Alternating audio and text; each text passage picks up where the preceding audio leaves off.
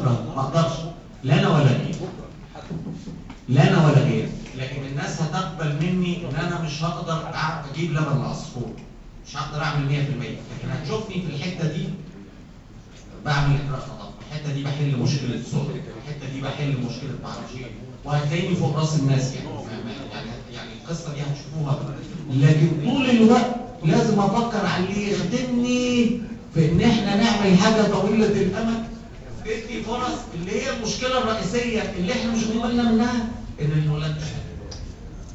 ده الاصل في الموضوع، لكن الفكره التركيبه كده، التركيبه ان انا هدور هل مثلا هي الاهم هنا سياحه؟ هل برج العرب محتاجه تنميه بشكل ما؟ هل الطاقه الشمسيه محتاجين نعملها بشكل ما؟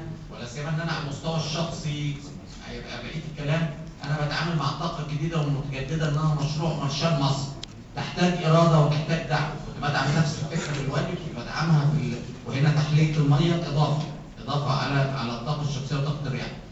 هذا المشروع الى ان تقتنع مصر انه مشروع مارشال، مشروع مارشال ده اللي هو اتعمل بعد الحرب العالميه الثانيه لتنميه اوروبا اللي احنا شايفينها دي، العالم ضخ فيها فلوس لصالح هذا الموضوع، هذا الموضوع هو المشروع. في اسكندريه الناس بتنقل كهرباء بتصدرها لاوروبا، اوروبا محتاجه مصدر ثابت للطاقه لانها المانيا بتقفل في 2020 كل المفاعلات النوويه، اوروبا بتنقل في 2040 كل المفاعلات النوويه، المانيا محتاجه 15% من الطاقه بتاعتها من مصدر ثابت مستقر. يعني ايه ثابت مستقر؟ يعني في شمس فوق هم بيصرفوا عليه بينقلوه بكابل، ده ليبيا في الظروف اللي هي فيها دي عملت كابل ينقل لاوروبا، تونس عامله كابل ينقل لاوروبا.